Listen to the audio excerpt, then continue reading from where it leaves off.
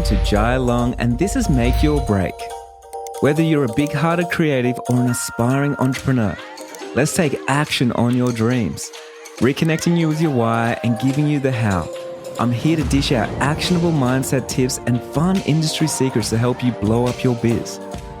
From eye-opening reality checks to motivational gold, no two episodes are ever the same.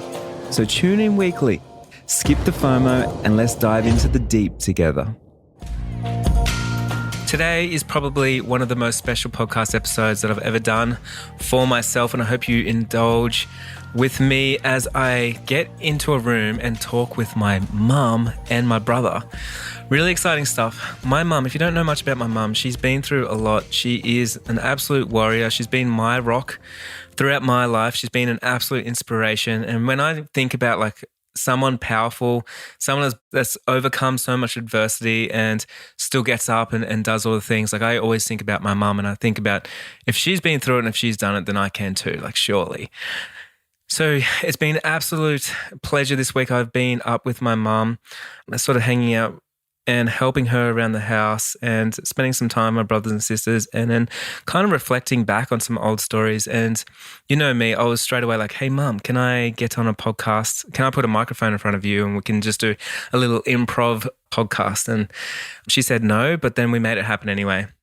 So one thing my mum really, really wanted me to sort of share with you before this episode is if you know someone that's suffering, or if you're suffering, and if you are struggling in some way, especially if it's with depression or with suicide, or you know someone else in the same boat or struggling with those type of things, she wanted me to tell you that you're not alone, and it's important to reach out to people. It's important to make it known to your community and to your family, and not to be struggling alone ever. Now, this podcast episode is for a mature audience only. As my childhood was very wild and we got some wild stories, there's a little bit of violence in this episode and a few other things that's not appropriate for the kiddies that are sitting in the back of the car right now listening to this episode. So you can just skip ahead and listen to a different episode and maybe come back to this one when you're by yourself. So that's a little disclaimer. I don't think there's much swearing in it, but yes, there are some heavier topics, and we share some stories that maybe wouldn't be appropriate for everybody in the family. If you're also in a space right now and you don't want to hear things like this, this is also probably not the episode for you. So it does get a little bit vulnerable. We do share some stuff. I don't dive too deep in with Mum because I know I didn't want to make it emotional, and I didn't really want to go there, on this episode, her first ever podcast episode. So we do just share more stories about our childhood and our upbringing and fights we used to get into and things that we used to do. And my brother, he loves center of attention, so he pops his head through the window and then he jumps in and joins the podcast episode as well. So really, I'm so thankful that he did as well. I love my brother and my mum so much. I love all my brothers and all my sisters so much. If you haven't left this podcast episode a review yet, you can on the Apple Podcast app, and I would really, really appreciate it. It helps us so much, and honestly, I read every single review. So if you haven't done that yet, I know we get 30,000 listeners a month, and I don't even have 200 reviews yet. So that's telling me there's a lot of people that are listening, but you haven't reached out and left a review. So please leave a review. I would like to read out a review really fast while I'm here. So this one here is by KM Mum. It says, DJ, I've only just started listening to your podcast for 2 months now, and it's been life-changing. Every morning I start my day with your podcast as I drive my son to school. I've noticed my mindset is more positive and grateful. I'm implementing everything that you preach, and I'm seeing it pay off. I want to thank you for your education and this community. Hands down, my favorite podcast. So for you, make sure you don't listen to this one with your son in the back of the car. Just saying. So let's get into today's podcast episode, and I really hope you enjoy this conversation with my family.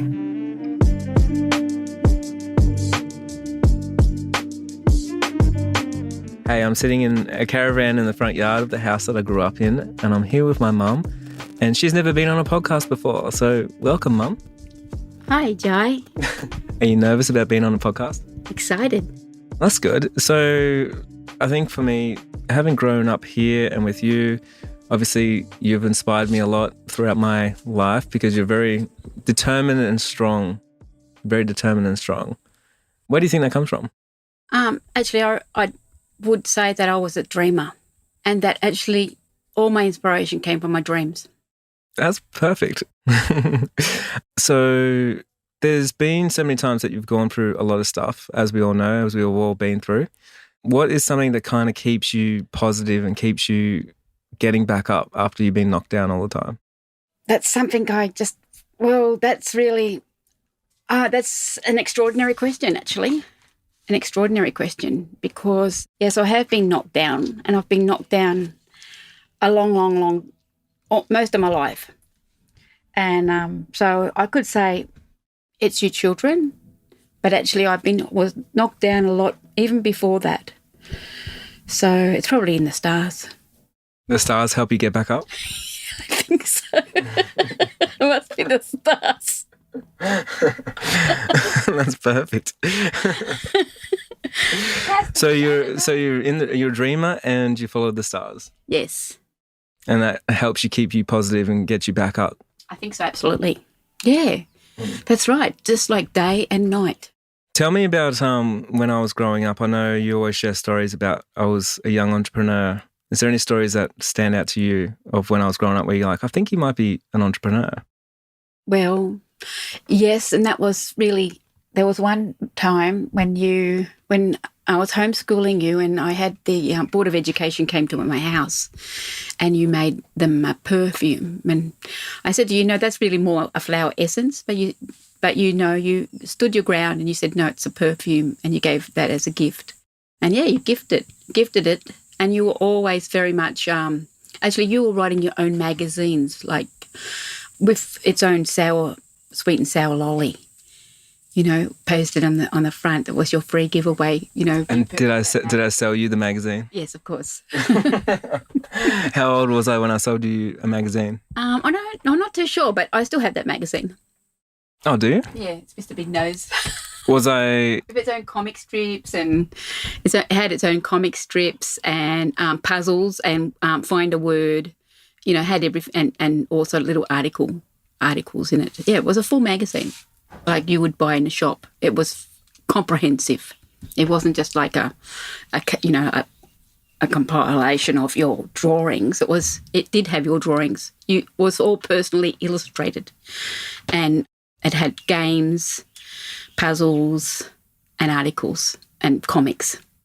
How do you think when I was so young I thought of doing something like that? Like, what were you sort of blown away by that?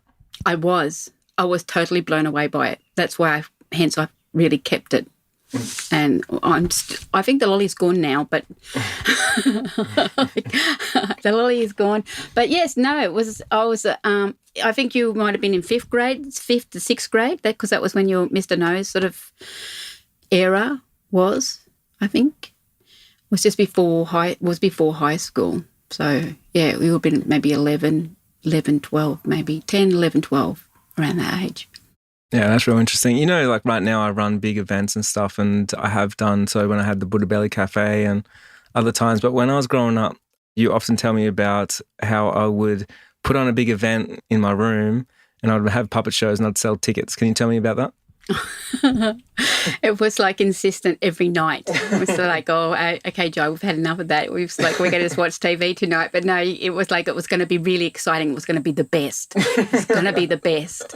And yes, we would watch it, and it was actually the best. It's like after the initial okay, we have to do it. It's because we did it every day, every night, and it was like, well, after a certain amount of time, it was like, okay, we're just going to sit down and watch TV tonight. We're going to have a quiet night. It's no. It's like it's going to be really exciting. It's going to be the best one ever, and yes, and you would actually live up to your promises. You did, and yes, all the puppeting was done by you, and all the entertaining was done by you, and I think sometimes there was even chips.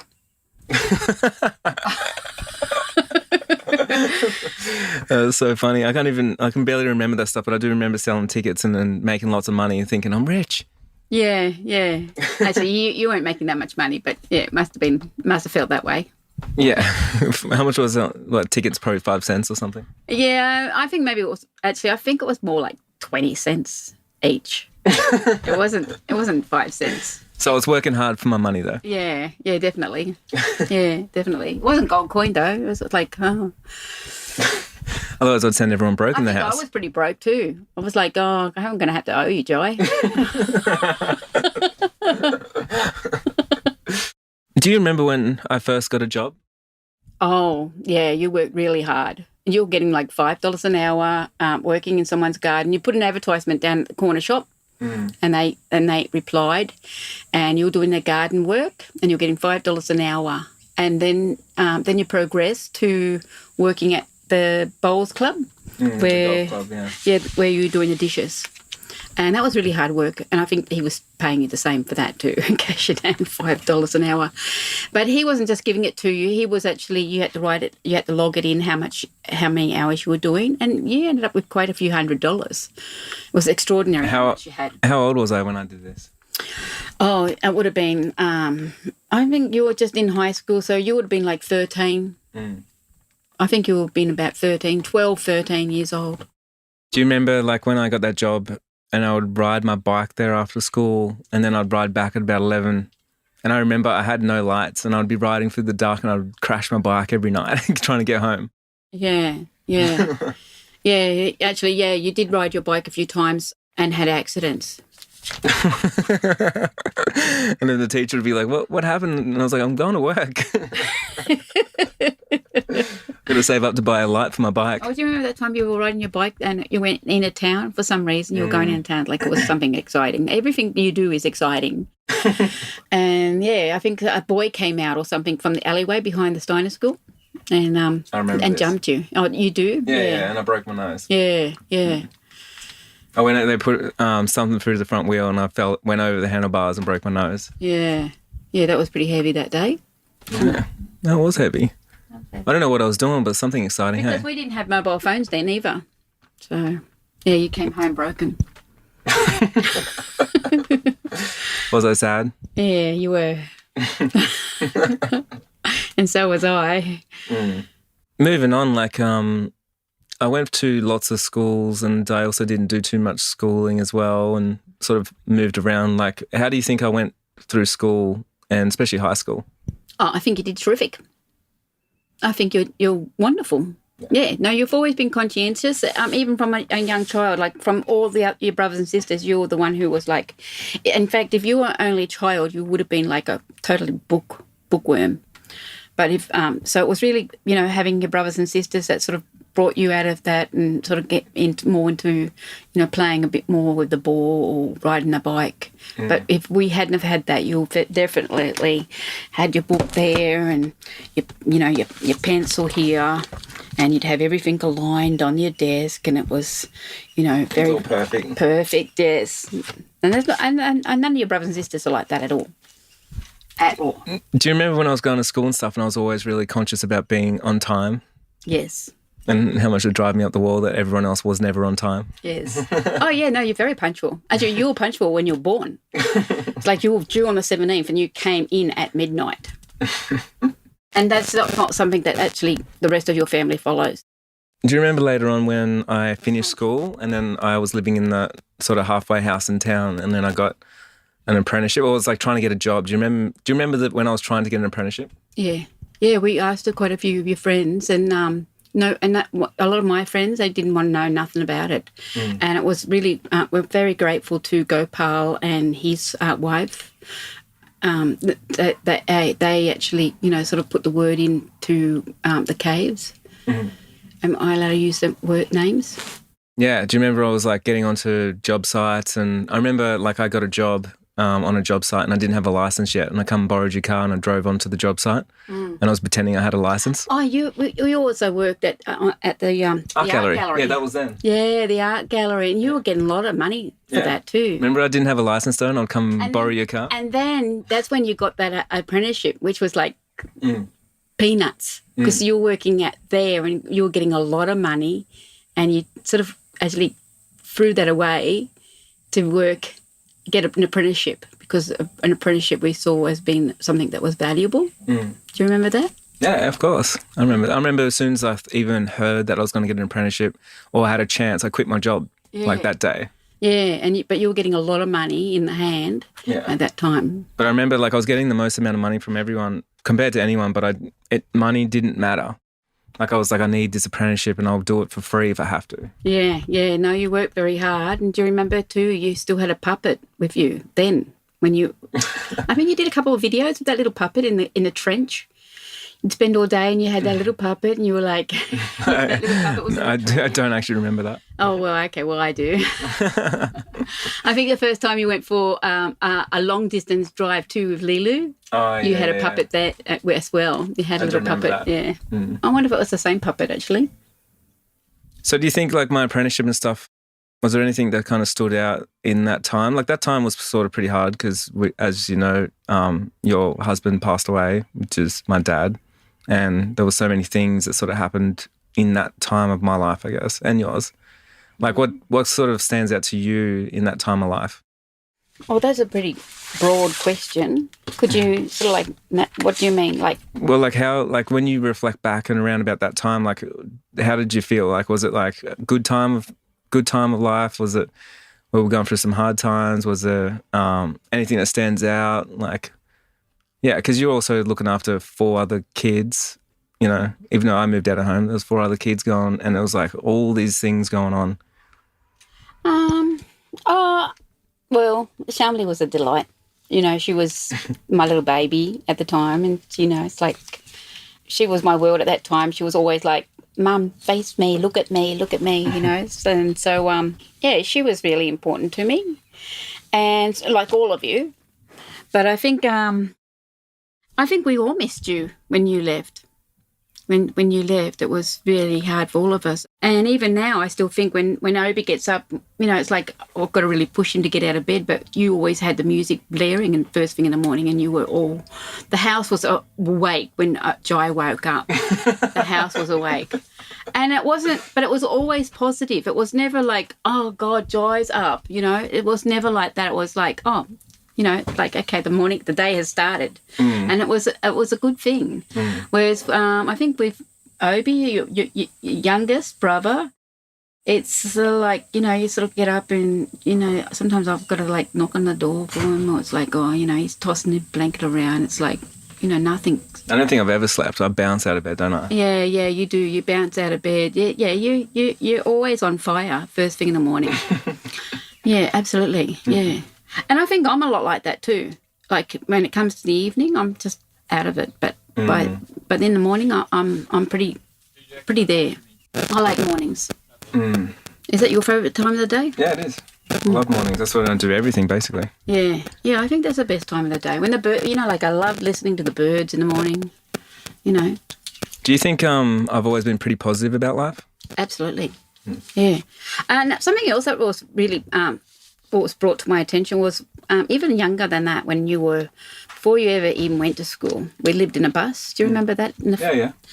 And Pearl was just like, she would have only been a year old or something, 2 years old.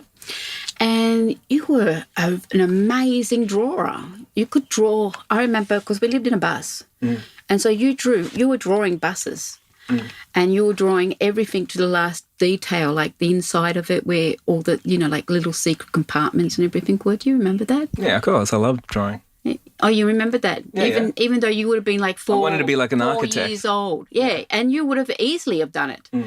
No, you would have even been, 4 years old, 4, 5. Yeah, you'd been like that. But the drawings that you did was not like a 4 or 5 year old. The look on your face right now is pretty funny. Yeah, no, the drawings you did were not a 4 or 5 year old. No way. No, it was really detailed. I remember you were just telling me a story about what I wanted for my, what was it, 4th or 5th birthday? 4th birthday. Can you tell me about that and what you got me? Yeah, you really wanted a suit and a tie. You really wanted a suit and a tie, and so I did get you one. I didn't get you the tie, but I got you a suit, a velvet suit. You got me a velvet suit. Yeah, a velvet suit. And I was, 4 years old? Yeah. It was what you really wanted. And it's like, are you sure that's what you want? Isn't there anything else you'd want? So all the listeners out there that have seen me wear velvet before, this is not a new trend. No, that's right. What it was Austin Powers, you know, in high school. When you I remember that. Yeah. The purple one. Yeah, it was pretty good. We got photos of that somewhere. I'm wearing a velvet suit again. Yeah, absolutely. Well, I wonder why I liked velvet so much. I don't know why. I don't know. I still wear it.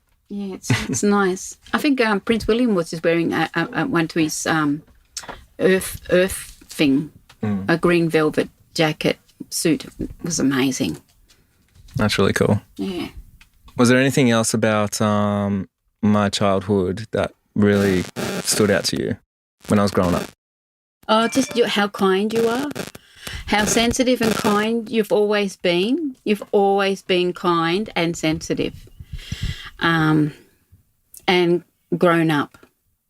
Like, it was like you were just born grown up. It was like you never really had a childhood, actually. It was like you've just grown up. Because you were always, like, sensible. You know, actually, that's what I missed about you when you left home. Is it was like, oh, nobody was on time anymore.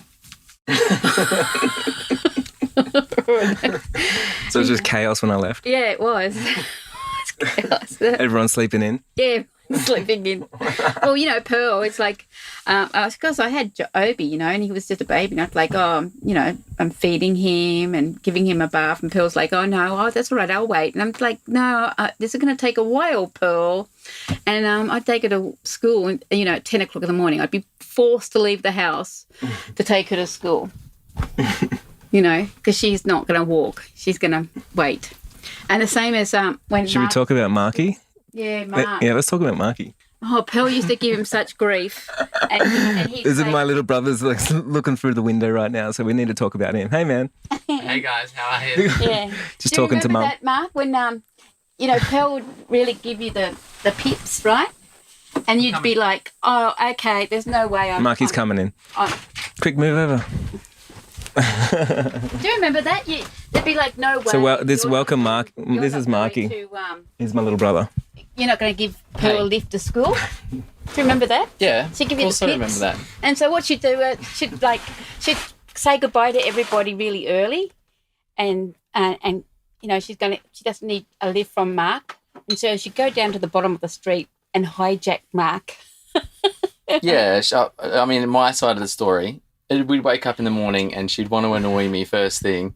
And every day I'd double her on my bike because she didn't want to walk. She was lazy. That's right. It was like Napoleon Dynamite, wasn't it? Like, take me to school. Yeah, take me to school because she wouldn't ride a bike. I'm like, just get your own bike. And I'd ride mine. And then she'd leave. She'd know when I'm leaving because I always wanted to be She'd be like, on okay, then I time. didn't need a lift. I'm just going. She'd walk down the road and then I'd feel bad. So I'd bloody double her again.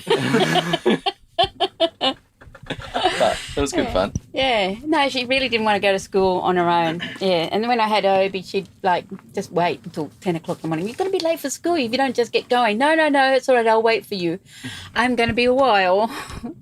And so she wouldn't go to school until like 10 o'clock in the morning. Also, I mean, if we're talking about that, definitely couldn't count on Mum to take us to school because she was always so late. Yeah, I was talking about that before. Oh, man. I'd like in primary school, I'd get on my bike just like, you know, ready to go to school. And it was like school started at 8:50 or something like that. Anytime Mum would take me, she'd get me there at 10. So I used to ride my bike. I got a better story though. What about the time Mum dropped me off at school and it wasn't a school day? And then she just drove off. So it was like the first day of the year. And then she's like, pulls up at the school, drops me off and goes, bye, and drives off. And I walk into the school and the cleaners are there and they're like, what are you doing here? And I was like, oh, I'm at school. And they're like, school's not on today. And so there's no like mobile phones or anything. So I go to the phone booth and I ring Dad. And then Dad's like, Mum's not home. I don't know what you can do. So then I had to walk down the highway and then I met, like probably walked for like maybe, half an hour. And then I met you at the Dam. Yeah. And then I come back and I was so embarrassed because all my friends are driving past and I'm wearing my school uniform with a giant backpack on. And I was like, oh man. And then the next day, everyone at school knew that I went to school on the day that wasn't a school day. Oh, I'm glad you can laugh about it now. That was embarrassing. No, that's right, because I was actually at the Dam gardening. So I was squatting down doing some gardening and I had this shadow over me. The looming shadow over me. Yeah, that's right. And it was me. Yeah. No, yeah, you were in it. You were in a foul mood. I reckon. Well, I reckon that is. I mean, that's probably 5Ks or something like that. Oh yeah, it's a long distance and there's no footpath. Literally No, walking on the like- road and everything. Double lane overtaking as well. Yeah. Okay. Yeah, that's right. Well, Have you got any wild childhood stories you want to share, Marky? yeah, I've got a good one about Jai. Yeah, go for it. Yeah, well, I mean, it's me and Jai, but so mum and dad weren't home, and I was out at the park, and because Jai's always been one for sticking up for yourself and always pushed me to be the best as well, and it's like I remember there was a guy on the street and he had severe ADHD and he was always just like tweaking out and he was bullying me a little bit. He was like a year older than me, and I remember you came out to the park and he started arcing up because he was really excitable and started talking about me and stuff. And then, Jai, you were like, oh, well, are you going to let him talk to you like that? Like, dude, you could smash him easy. It was just like when we were young, I don't know, I was probably like 11 or 12 or something like that. And then I remember I was like, yeah, all right. So I stood up for myself and I'm like, man, if you're going to keep it up, like, I'll fight you. We're going to fight, basically. And he was like, yeah, all right, I'll fight you. But I have to be home to get pizza. My mum is expecting me to have pizza and I'll be up here at 6 p.m. And I'm like, all right, well, I'll see you at 6 p.m. And, we were going to have a big fight. And mum and dad weren't home and it was just Jai and I. And, and then obviously he'd gone around the street and like rallied up all of his friends and stuff like that. Because I wasn't as liked. I was, like the Hare Krishna boy. And so he had like four other kids come with him and he like comes up and he says, oh, I'll bash your head in when you're on the ground. And then I remember like you were standing on the driveway and I went out and I think I punched one and maybe punched another as well. And then they grabbed me and then it was pretty hectic. But then you came in and you ended up like one dude that was coming in to punch me. You punched him in the stomach. And because you're a bit older, they were a year older than me as well, though, but you're a bit older and you punched him in the stomach and he starts instantly crying. And it was Jack down the road. And then because we'd never met his dad and these guys, they were just like, they were all looking to gang up on me. And he goes and starts crying and goes, I'm going to tell my dad on you. He's going to bash you and all this stuff. And then, everybody almost laughed. And then Jai looks at him and goes like, what do you mean, man? You don't even have a dad. And he ran off crying. But that's so brutal. Yeah, well, it ended the fight. Like, there was like 4 kids I was trying to fight by myself. There was so many fights back in the day. That is something that was extraordinary about you, and that is that you always did have your friends back because, Gopar, he used to get into a lot of trouble and get into fights. And, yeah, you weren't one for shying away from that. Even though you've always been a sensitive, level-headed person, you were never shy of actually, getting your hands dirty and getting into a couple of fights. Getting into some fights. You did with Nitsi too, remember? Yeah, I've definitely been in a few fights. But I think, like, growing up in this area, there was just fights all the time, wasn't it? Yeah, heaps of times, like... I don't know if you remember this one fight, but this is one I remember because I thought it was crazy. But remember that Kirtan kid that was out there? He used to be across the road and it was like, I think it used to be like... little midget. Yeah, there used to be like, I think they used to like... It used to be like a meth house or something. Yeah, was he a ginger? Over here. Yeah, just over there. Yeah, little... Next, ginger kid. Yeah. And I remember like he was just giving you some shit. I remember you guys had a fight. And he was older than you, Jai. And then, no, he was Marky's age. He was 2 years older than me. 2 years older than you, yeah. And then I remember he went home. I think you might have whipped his ass. And then he went home and got a knife and then came back. Yeah. And he had this massive knife in his hand. I was like, holy shit, there's like a knife fight now. And I was like, Marky, I don't think you should do it. And you were like, nah, I can beat him with a knife. And I remember you walked over. So he had this knife and he was like standing there and you just walked up and punched him straight in the face. Yeah. And then he fell over again and then went home again. And I was like, holy shit. Like, Marky just had a knife fight and he didn't even have a knife on him. Like. Do you remember what that boy used to wear? It was in that, or like year 2000 or something, and, they wear the trousers and where you can see their boxes. And the big and he was 90s like really style. Small, and he was like really small, and it just looked like he was wearing his dad's hand-me-downs. Are you talking about that Nirvana kid? Maybe different guy. That one over there. Yeah, that Nirvana kid. He went to jail, I think. Oh, yeah. Yeah, he was older than you, Jai. Yeah, that guy, I remember. Yeah, but he still came out with a knife. Different guy. No, not against me. The other one, he ended up actually... I threw his knife like way down into the bush as far as I could after. Yeah. And then he came back like, I don't know, a month or 2 later and was like, oh, hey man, my mum needs her knife back. I'm like, I don't know where it is, man. And he was honestly walking around down in the bush for ages trying to find a knife that I just thrown over. There was no kitchen knife. Jeez, there's crazy times, eh? Yeah, heaps of crazy times around here, but Do you remember when we got broken into and we were in the house and someone broke into our house and we were in the front room was our lounge room, and I think Dad we were all watching TV and Dad was like, what's that noise? And we went out into the kitchen and there was someone that broke into our house and they were like climbing through the kitchen cupboards and stuff. And then I went out there a few times because I know there was the same sort of scenario, but everybody was in the backyard. Yeah, in the house. And I used to I was like real scared, of people being in the house all the time. And Dad would always tell me like, go up and check the house because we'd be in the backyard and people would break in. And I remember I used to take an axe up. And I was so young, and I'd take the axe up and swing around corners, swinging around corners, so hectic.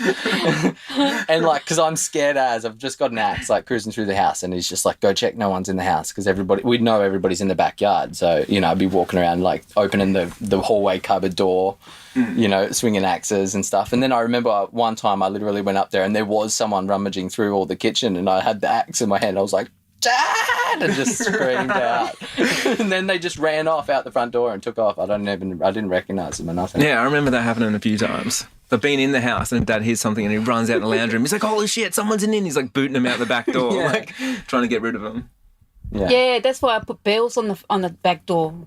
Remember, I put a bell there so that when you open the back door, the bell would go. A burglar alarm. Yeah. While we were all I remember there was that time, you told me this story heaps, but it was, not heaps, but it was about because when my dad left, it was pretty much we were like, oh man, pretty scared because we were getting broken into and things like that. And Jai, you really manned up and you were I don't know, 15 or 16 and you're defending the house basically. And I was always thinking oh man, people are going to break in. And there was that time that, I think Dad actually had come back because he'd moved to Sydney. I remember that gone for a couple of years. Yeah, I remember and that time. It's 2 a.m. or something like That's that. right. And You're calling me and you're like, Jai, there's someone downstairs. And you're like, there's someone out there. I was like, no, there's not, man. And you're like, no, there is. And I was like, oh shit. And then I went into the room and I could hear it. And I was like, fuck, I know there's someone down there. So I remember it was 2 a.m. I was scared as, and I remember I grabbed a lump of wood or something. Yeah. And I was like, all right, I have to go down here and beat this person up. Someone's breaking into a house. So it's no torch or nothing, going down, so scared. And then it's all dark under there. There was no lights or anything. Yeah. And Dad was under the house. Yeah. And I'm like, what the fuck, man? I was about to come down here and belt you in the head. Yeah, you're I know, 15, 16 years old as well. Just ready to fight for the house.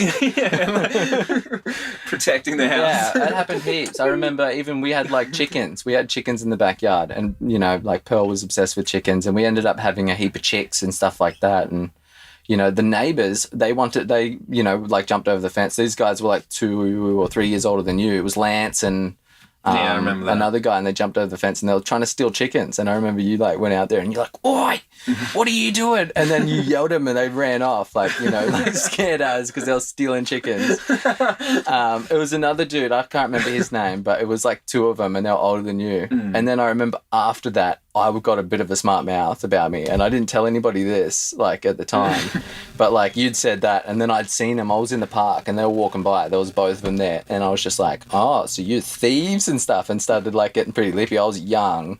I can't remember how old, but really young, and they were so much older. They were scary dudes too, at that age. Man, they were full ghetto kids. Yeah, they were pretty gangster, and I remember we were out the front yard, bench pressing every day and boxing and doing all that kind of stuff. Yeah. And I remember after, because, you kind of scared him off and I thought, oh, shit, Jai's the hero here. And I went and I started winding him up about stealing chickens. and then one of them, no joke, just comes over, didn't say a word, just straight punches me in the gut. Hard as. And I was so winded for a minute nearly, probably on the ground, just crying. And I just got up and never told on him. I just never even told. I just got punched in the gut and then just yeah, all right. Whoops. Definitely not doing that again. Yeah, probably won't go talk to those guys like that again. Oh man, there's so many stories. Think about all the things that happened in our childhood in this street. There was heaps with Pearl. I think it might have even been the same guys. They'd robbed the church that's just over the way, and I think they stole a heap of tiles. And then Pearl, she just kind of got on, caught wind of it or whatever, and they stored them, maybe in the bush, I think. I can't remember exactly where, but Pearl had found them. She's a bit of an adventurer, and she comes back to me and she's like, Marky, I found all these tiles, we've got to go and take them. And I'm my God, no. I remember that. Yeah, we had a heap. There was so many of them. Because you brought them back to my place and then I had Yeah, that's right. They came around knocking on the door asking It's me because about I it. dobbed was like, myself I didn't know nothing about it. because I was like a goody-goody. Pearl was just We've like probably still got them, into and we've taking never them. done nothing with them. Yeah, because I returned half of them. Oh, So like we went and took them, and then we realised that these guys had stolen them, and that was their stash. And Pearl had kind of convinced me to actually take all these tiles, and I'd taken them and we'd hidden them under the house, and then I felt like really guilty or something like that, and I'd gone to them, and I'm like, and they were looking for it, and I was like, oh, like I took your tiles, but like you can have these back, and I had this grand plan. I took half of their tiles back and gave them half the tiles, and then we just had like. They took it. I think they must have been asking about more or something. I can't remember. I was pretty young, but, we definitely had like heaps that I just didn't give back. And I think because they stole them, they just didn't know. Such a random thing, just taking tiles. yeah, it is random. Yeah, that's right, because they were knocking on the door asking me about them. Yeah. And Marky's sitting there like, oh, it was actually me. Yeah. Oh, I had heaps of crazy stuff like that when I was young. Like, I remember it was... What do you want? Oh, water. Thank you. Yeah, it was, there was a couple of guys my age that were cruising around the street, and because, all the guys your age, they were all crazy too, like... Yeah, they're all nuts. Nuts. There was one guy who never went to school a day because he was just so angry. Was that Brendan? Brenton. Brenton, yeah. Yeah, he just whippersnipped his dad's legs and stuff. It was just hectic as. But then... And he ended up hanging himself. Yeah. He did a lot of damage to that house, like tens of thousands of dollars. He was a psycho. You'd hear them, every probably couple of nights. Just the difference, really... no, you can hear people yell, right? People having arguments and they yell. He had a completely different voice at all. It was murderous. You could hear it, like... I remember to put it into like perspective, you could hear like him for kilometres away. Well, there was always like a lot of domestic violence in our street. There was always people screaming and stuff going on crazy. But then there was one house that was louder than any other house. And it was this guy, and he lived with his dad, and I think his mum passed away of a drug overdose, and it was a pretty broken family. Don't say names though. No names. And he was a really nice guy. I actually used to hang out with him. He was a nice guy. And then he used to get in these big fights with his dad and go absolute psycho. And I remember one day we were all at the front, and he went in there and chased his dad with a whippersnipper, and he was whippersnipping his dad's shins, and you can hear his dad screaming in the house. And we're all like, it was a big dude too. Like he was a pretty like real stocky kind of angry looking guy. He was solid. He ended up having kids to the neighbour. Yeah, there was twins, and they were really hectic as well, and they had a sister, and he ended up having kids to their sister, and it was a big sort of feud between them, I think, because, they were sort of like enemies nearly. Yeah, because this guy over here started dating that girl, remember? So, yeah, this is all the stuff when we grew up, just stuff that was happening. What, hey, just climbing through her window? Do you remember I want to share a couple of stories because I've shared this a few times with the listeners, but there was one time when Dad picked me up from here and I went and did a job with him, and we were driving down the coast to go do some removal of stuff. And when I got down there, one of his friends was selling a car for like $200, and I was getting paid $200, and I was like, Dad, can I buy this car? And Dad's like, yeah, okay, no worries. And it wasn't registered or anything. And I'm in Sydney. And so this is 1,000 kilometers away. And then that night I was like, Dad, when are we taking it home? And he's like, oh, I'm not going. You have to take it yourself. And I was like, what? And he's like, yeah. And so I think I was like 15. Oh, no, I would have been 16. The yellow car. Yeah, the yellow car. So I had no license or anything. And I remember him saying to me, he's like, all right, there's no GPS back then. I had no maps or anything. It's like, follow the signs all the way up, leave at midnight. When you get home, don't tell your mother that you just drove it from Sydney. And I remember him saying that, don't tell your mother. And I'm like, all right. You didn't tell me, actually. Yeah, I know. And I remember like, I think getting $50 for petrol. But I've never driven on the road before. So I'm driving through Sydney, and there was like a big like Bulldogs football game on. So there was police like ushering people around. I'm driving through, going through. I had like a phone book underneath because I was like so short, to drive this thing. And then I'm like following the signs, like trying to find signs that says Brisbane. So I'm following them. And I finally got home in the morning. So it was probably like a 10-hour drive. And I remember I rolled in, and I remember you come out, and you're like, where did you just come from? And I'm like, I don't know. And you're like, where did this car just come from? I'm like, I don't know.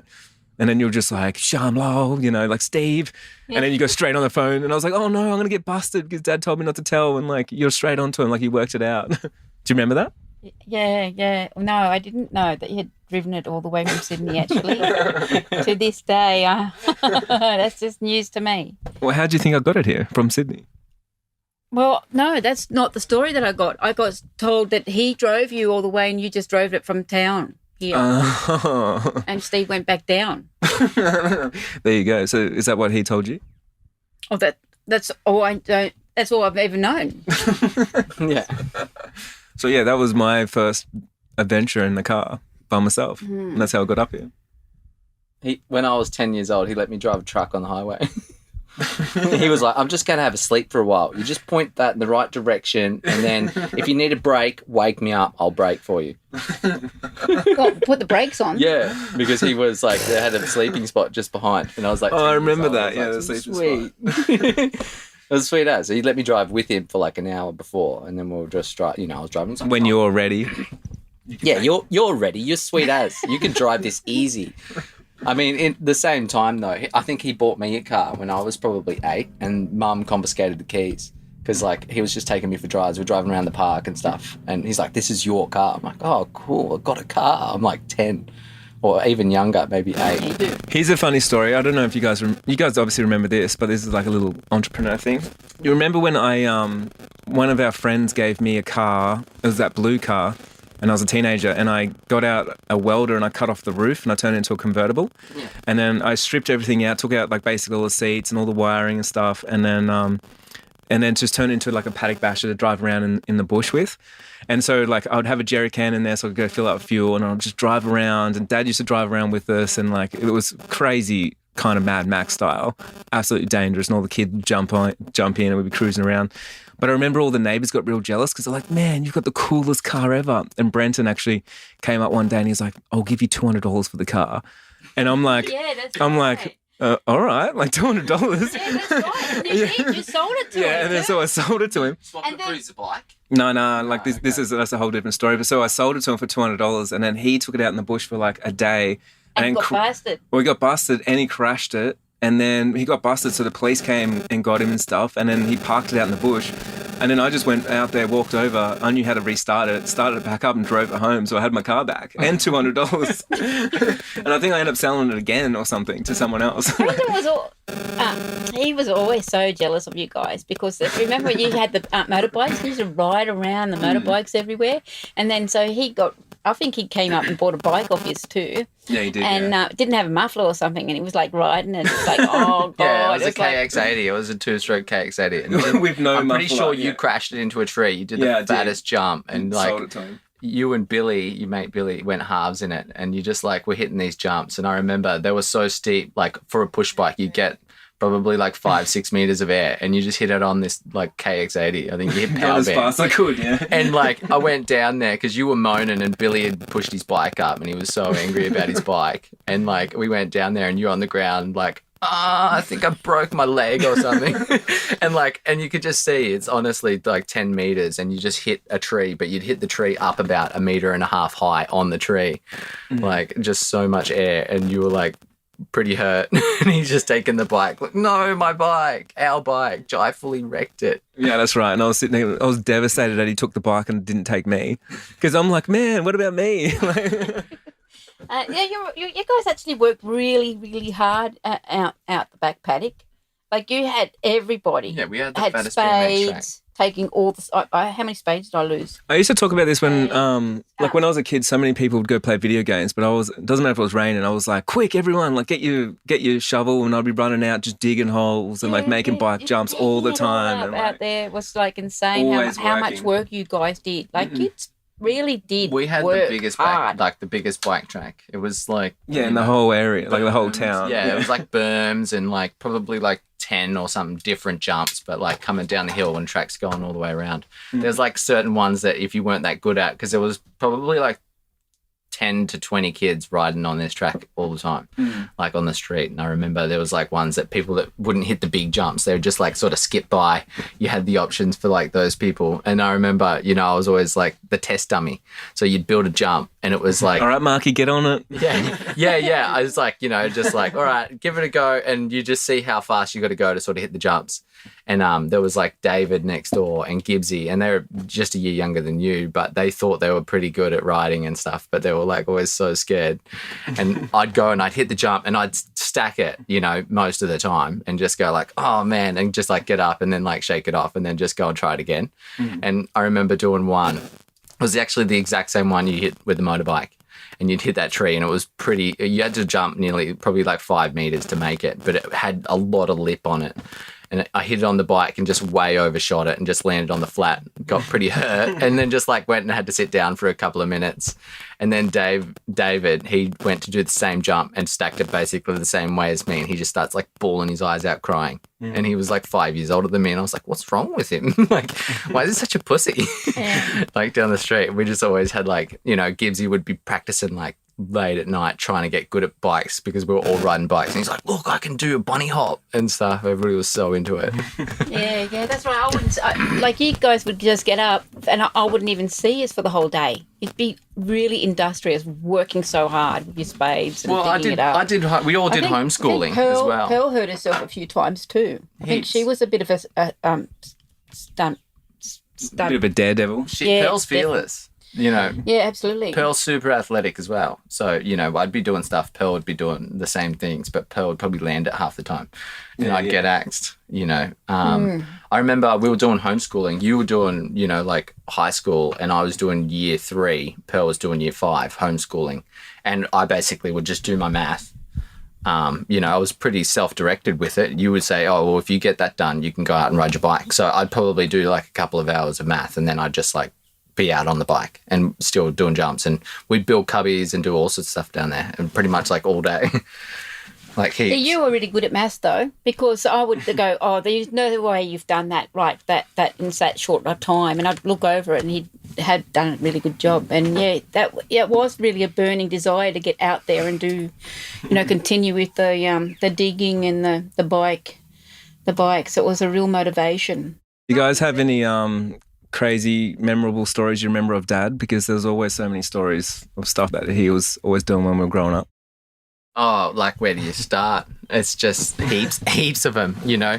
I remember, you know, like you tell stories about someone and people get to the point where they think you're lying about it, you know. I think like that all the time. I'm always telling stories and people are like, none of this can be true. There's too many stories. Yeah, and it, you know, it was like that for me. I remember even like I was year 7 at Mawulumba High.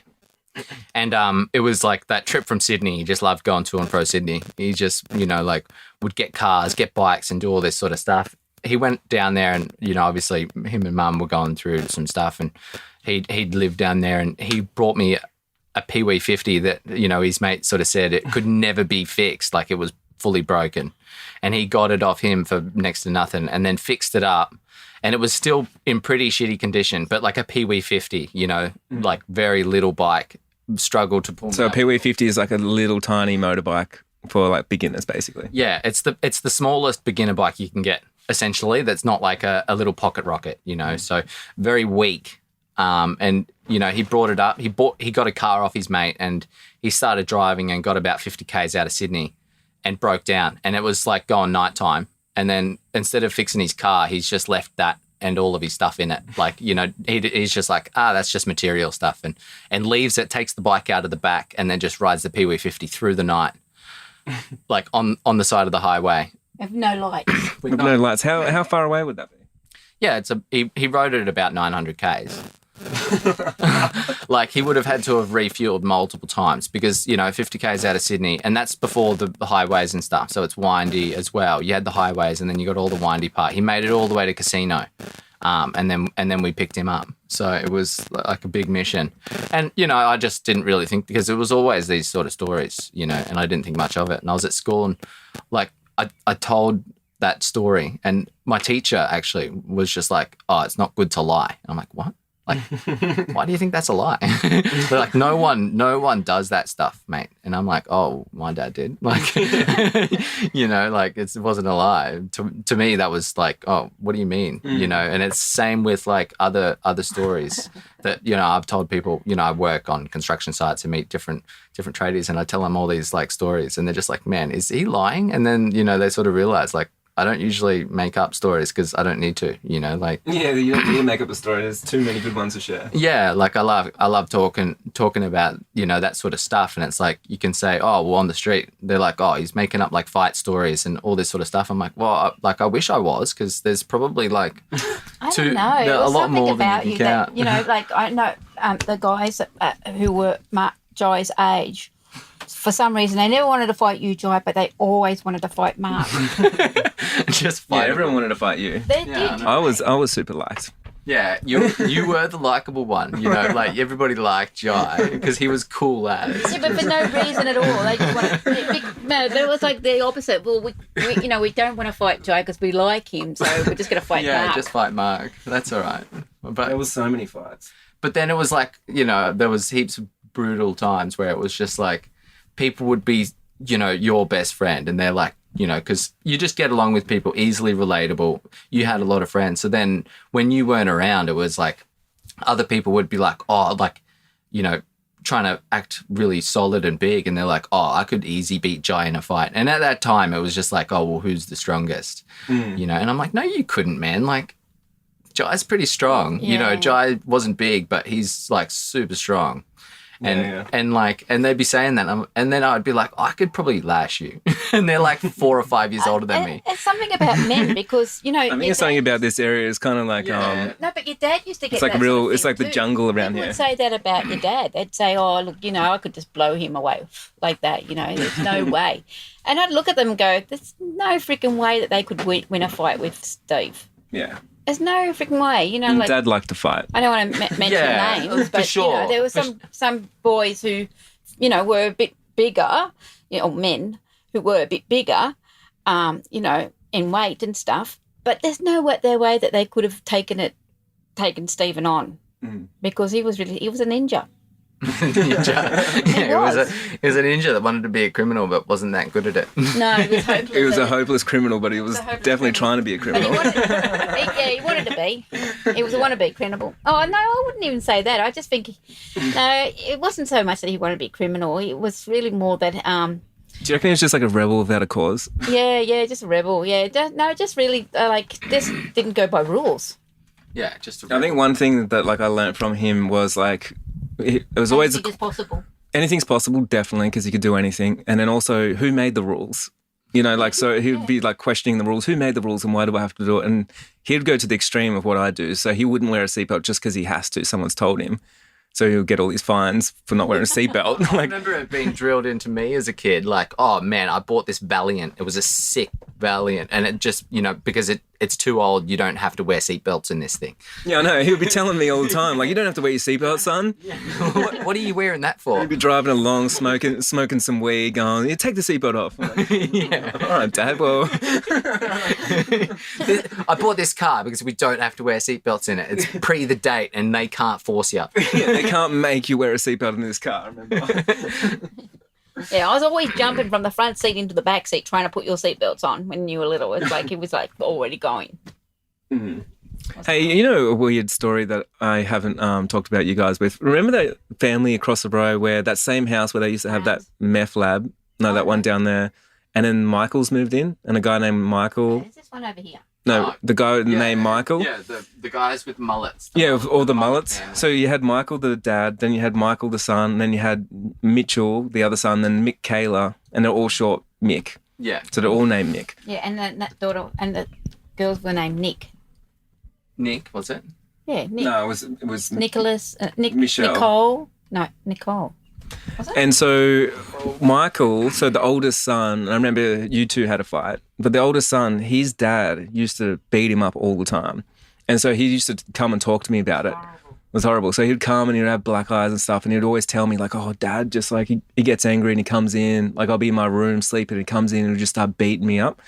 And he's always telling me, so I was always like felt sorry for him. Even like when you two had a fight, I was like, oh man, like I kind of still feel sorry for him because he's getting beat up every night, you know? So even though he beat you up, That was I still hectic. felt for him, you know. And what happened like 10 years later or something? I sort of say as well with that, like his dad was massive. His dad. Oh, yeah, his like dad was 6'4", huge. 6'5". Yeah. Had a Joe Dirt mullet, big gut, but a humongous dude. He didn't always have a big gut. though. Well, he was that just a didn't- Yeah. He was just a big dude back then. He was Enormous when he sort was of a young dude, boy. so- He was that guy was fit and he was healthy and he didn't have that. It was not. I think everyone when they're young wasn't don't have a their big gut. the family broke up. Yeah. And I think he went on to some kind of medication which actually had an effect on his build, where he just became, big gutted.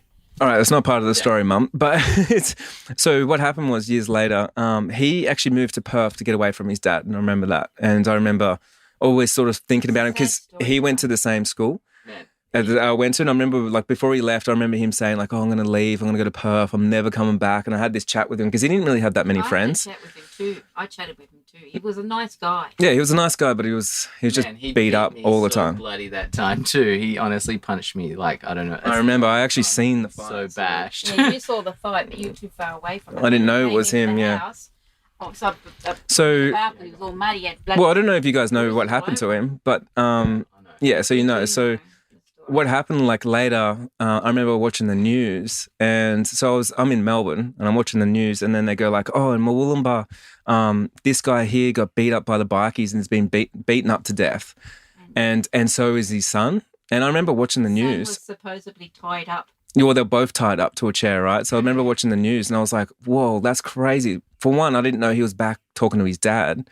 So that's weird. And two, like, I can't believe they were our neighbours, and I can't believe he's been bashed to death. Like, he must have done something.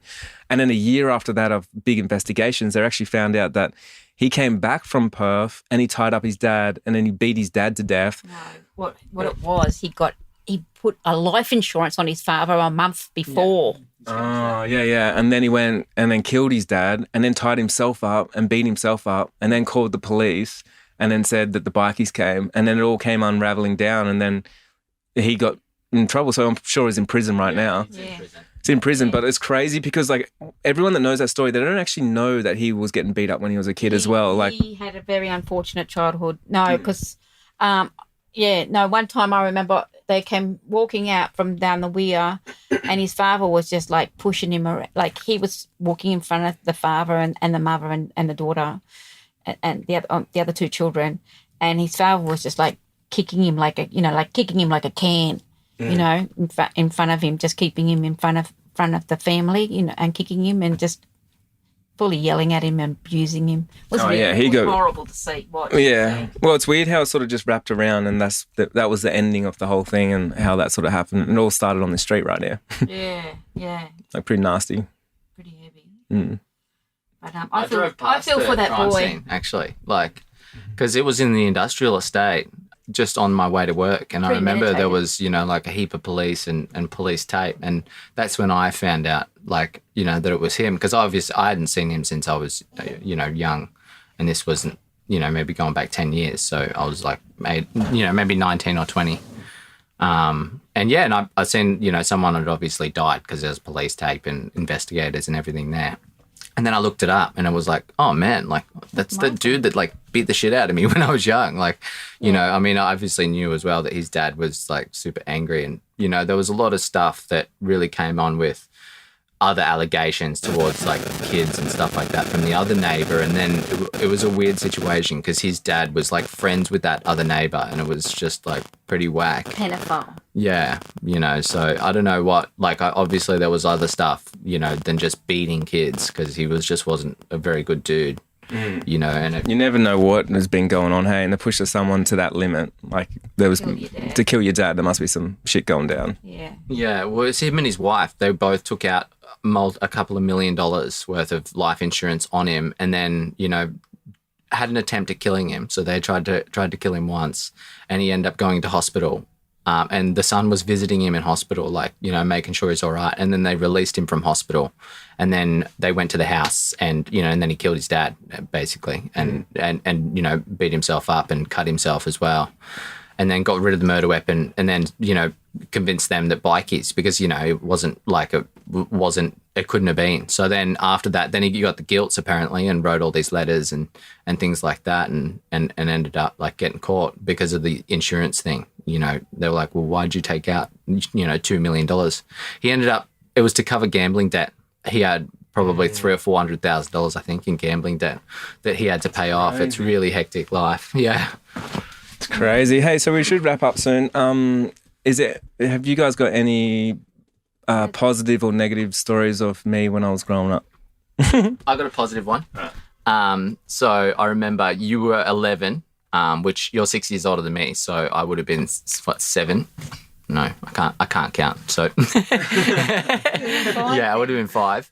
And you just started, working and stuff like that around that age, and you're making, I think, $5 an hour. And for this guy, you know, down the road, and he thought you were such a gun worker and was like trying to get you to work in his shop. But because we were vegetarian, and I think it was the Bowls Club, you know, they were serving meat and doing all that sort of thing. So, I don't think you did it, but you still just worked $5 an hour for like heaps of hours. You know, you'd be down there and it'd be like dark, and you'd be coming back, and, you know, you have all your money. And then with that, you know, you had that money and you ended up Losing it. No, well, that happened. You lost it. And, you know, I think someone might have returned some at some point. But you ended up, like, building yourself a cubby house. And it was the sickest cubby house. And I came back and I was, you know, like probably mid-construction, you know, like, and I seen you building this cubby house. It was about 2 meters by 2 meters or something like that. So not massive, but really well put together. And, you know, I looked and there's like no one helping you. It was literally, you were just doing it by yourself. And we hadn't done any building. Nobody had showed us how to build stuff. And you'd put it together. It was really cool. And then, you know, you hooked up a car battery and actually put a little light in there yourself. And then you were just determined, I remember you like, oh, I'm moving into it, and you just slept in the backyard for like 9 months in this little, you know, cubby house that you'd built yourself. And I was like, man, that's so cool and crazy. You know, we had that cubby house for ages, you know, after that. It was pretty sick. It was only the neighbor like ran the car through the fence and knocked it, you know, pretty much knocked it down, but it was really sturdy and even had a light. And like an 11-year-old that is going to go out and do that by themselves without, you know, any actual guidance, because there was none. Even like wiring up the light is pretty weird when I think about it now, because there was a light switch inside, the wiring went underneath, the battery was underneath the thing. I just grabbed the battery out of one of our broken down cars at the front. Like, it's when I think about it now, I'm like, shit, how did I know how to do all that stuff? Yeah, because they didn't have YouTube in those days, did they? No, I'm just like twisting wires together to work it all out. And you just like, you know, I think your friend might have even lived in there at one point as well. Like, it was just like, it was, you know, 2 meter by 2 meter bedroom. Charm moved in there for a little while too. Did Charm live in there a little while too? Build another house when you're yeah, it's keen as just to move out and make my break. Yeah, you know, working for the guy down the road for $5 an hour, 11 years old, just getting rich. But this is a story, and that is when you did get all that money from working at the Bowls and that, and with that gentleman, and you got $5 an hour. You had a few $100s, and we went up to you had it on your lap, and and you jumped out of the car, and it fell into the gutter, and somehow or other you didn't have any ID on it, just your phone number, and they rang us up, and you had all the they gave you all the money back. And that wasn't the first time; it was the second time. We went up the Tweed Heads and we were looking in the what do you call it? The you know, where they have the camps, you know, tents and things like that Caravan for sale. park, yeah. No, not caravan park, tents. They had disposal store where they sell tents and things, camping gear. And so you'd been sitting on one of the chairs and you left your wallet there, and they rang us up, and when we got home Twice. and we had to go all the way back up there, and you had all your money in there again. So for me, that was like, you know, having faith in human nature. Do you think I was a lucky kid? Yeah, lucky. You were really lucky. Although Always lucky. But then. Do you think people when I was a kid? It was a bit funny because you just leave your car door, your window unlocked, and remember you had your wallet over there behind the shop, and it got knocked off. Yeah, so. I've had lots of stuff stolen and broken and You're a bit burnt. too trusting. No, it's perfect. But he does have good luck. Do you reckon when I was a kid, people see me as the lucky kid? Yeah. I think yes and Yeah. no. Probably not. It would be the middle of nowhere, like the most isolated place, and somehow or other, Joy would find a friend. Yeah. It's like, what the hell? There's nobody here. It's like we're living in the bush, like in the middle of nowhere. It's like miles from anywhere. There's no neighbours. And somehow or other, Joy would make a friend. It's like, what the hell? Was it with a human? With a human, yeah. Yeah, just find some people. Yeah. People just have gravitated. Like, I think a lot of people realise, you know, obviously you're very poor and, you know, that sort of thing. But, like, I don't know if it was about luck, but just, you know, your funny personality and things like that. You did have, I think, a lot of luck with the friends that you made as well, because, you know, you always made good friends and they would come around, they'd do anything, you know, and I always ended up, you know, like tagging along too. Like, man, Jai and all of his friends are so cool. They'd take me everywhere as well.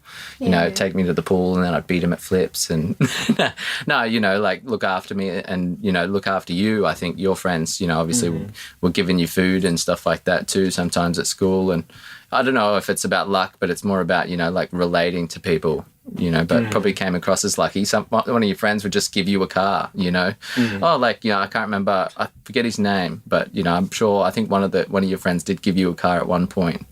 When you're young, but had heaps of cool friends. Guys. Yeah, I think I had so many good friends. That it was awesome when I was growing up. It seemed like luck, oh, Jai just got given that, but realistically, you'd be hanging out with your mates and doing all sorts of stuff. But you just make it happen. If you're out there, it's hard not to be lucky. If you're hanging out with the right people and doing stuff all the time.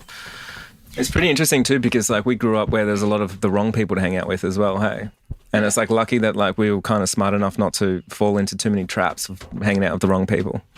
Yeah, definitely. There are heaps, but you'd sort of choose the energy, I think, of the people that you want to hang out with too, because, there's heaps of people your age that were really wild. And then there was, people, again, there was another generation of people that were my age that, I didn't mind them, I liked them then, but it's I kind of didn't want to do that. I wanted to go and hang out with my other friends that were way more chill and just nicer, not about violence and not about that sort of thing. So, I think you make a decision to do that. And you would have made the decision that you want to go and make all the friends that you're going to make. And they were all pretty good guys. I got along with them good. Mum, are you proud of all your kids? Yes. A little bit. Especially Marky?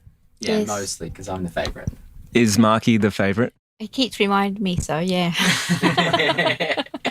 Yeah, because Jai thinks he's lucky, but I'm the lucky one. Yeah, I know.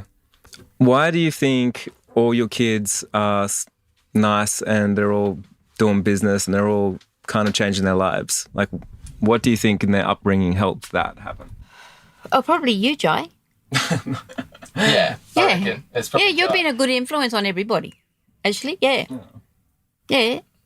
What gave it to me then? It has to be you. I was talking to, I think it comes down to, childhood. You were completely an adult right from the beginning. I was talking to your friend Marsh actually, and we were having a good chat, and it's what we sort of think makes you so successful as well, and it's just your ability to inspire others around you, so every time you're doing something, it's not like you got to tell someone to do something, but you stop hanging out with you and you've got all that positive energy and go man, I'm going to go and do this because not because we feel like we have to, but you've done something and you're like, man, that's awesome. I want to go and do something too. You